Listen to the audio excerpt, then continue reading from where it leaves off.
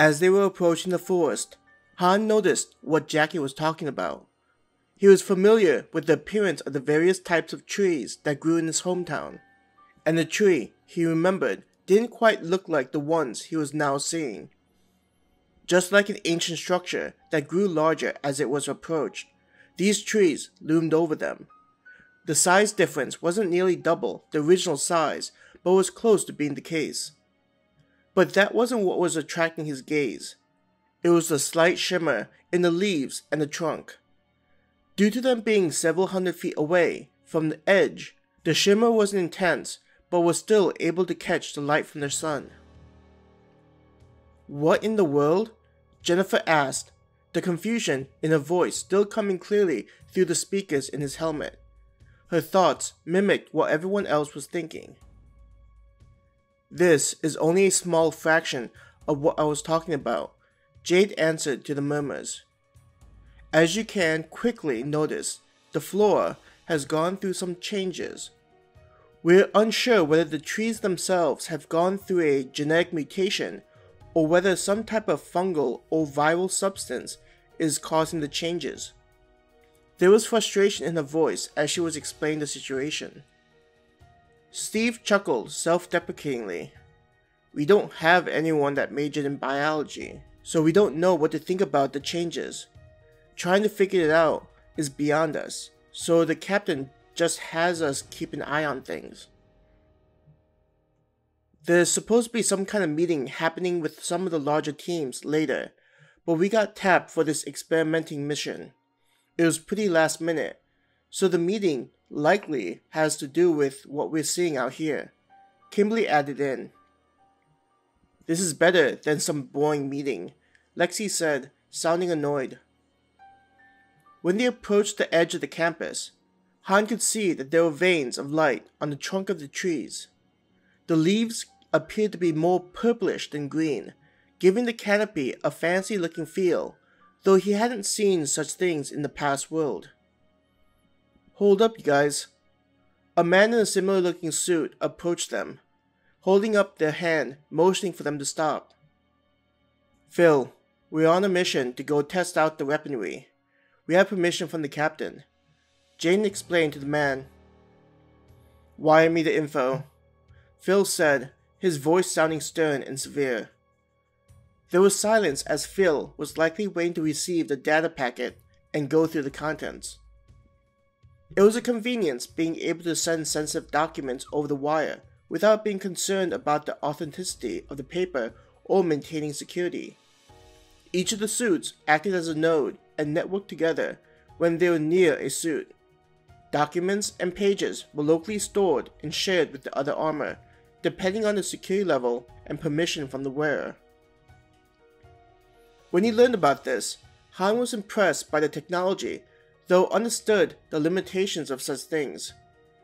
Those part of the mesh network would only have a limited access to the wire, but it was a strategic advantage if used correctly. The line of sight would become an issue, adding another weakness to the setup. Han wondered if they would be able to test the range of the armor during this period. "How is it in there?" Steve asked the man. Phil shook his head and sighed. His face was concealed by the helmet, but his voice conveyed all the needed information. "We've occasionally been sending out teams into the forest, just a couple of 100 feet into that crap hole. It seems like the modified humans aren't our only problem."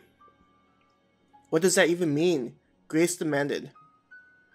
Jade raised up an arm to silence Grace and everyone on his and Jackie's team. "You'll find out," was all she said. A man jumped down from a nearby building and approached them. "I still think those things are modified humans." "Charles, we've talked about this. It's ridiculous to believe your crazy conspiracy theories." Phil groaned in annoyance, clearly not enjoying the interruption of this individual.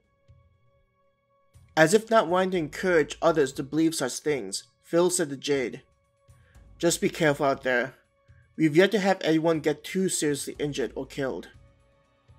"Tell that to Ji-Min's group," Charles yelled at Phil. Jade's head swung to look at Charles. There must have been a private message between Jade and Charles due to the words he yelled out. No, I refuse to believe that.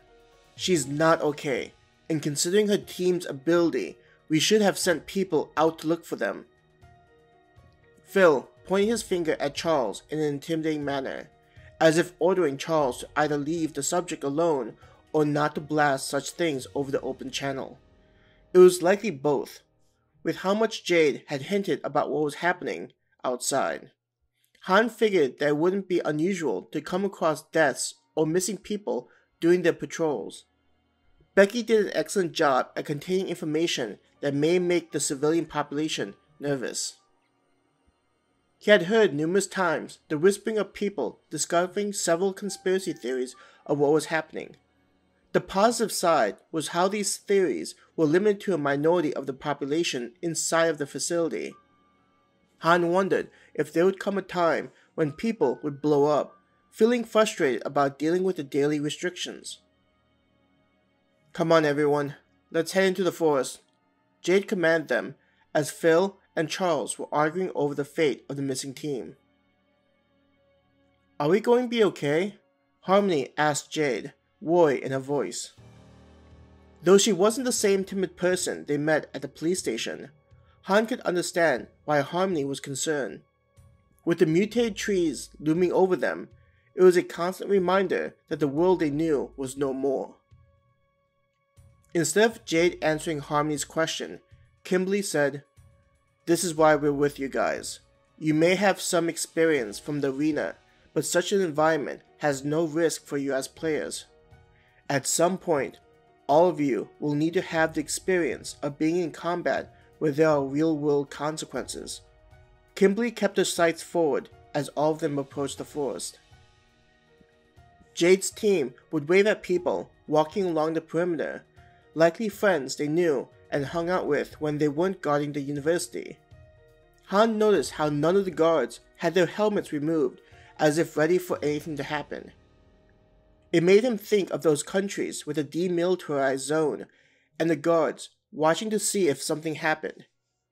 With what the man named Phil phrased things, there hasn't been some kind of rush of modified humans out from between the trees. Looking into the forest, there only appeared to be darkness between the trees. It was a type of shade that stuck like tar, not being caused solely by the canopy of the forest. This was likely due to being out in the open and looking into a dense forest, but it helped to make the surroundings appear ominous. As if it was holding some kind of secret, Han grew fascinated with what he was seeing. It reminded him of his interest in horror movies, imagining himself entering something humans had no business treading in. He felt a sense of admiration for the players who stood like sentinels against such eldritch landscape. Even more so for those willing to traverse into the strange forest. No one spoke as they were about to enter the forest. Even Jade and her team were silent, making it evident that they too didn't enjoy crossing the threshold. It was likely due to the way the sun was being blocked by the forest, but there was a line on the ground as if dividing the world between light and dark. Jade and Kimberly were the first to enter the forest. Their bodies appeared to be engulfed by the forest. Someone in the large group made a gulping noise, seeing the image of the two disappearing from the world of common sense. The additional person in the front was also swallowed as they went into the void. Then it proceeded to his party, his mother and sister entering. Ivy and Ruby held each other's hands as they went in, likely hoping to comfort the other. Grace walked forward, followed by Harmony. With him being the last in the group, Han looked at his foot and couldn't help but feel his mouth smile as he watched the darkness pour over his foot, as he stepped beyond the divide.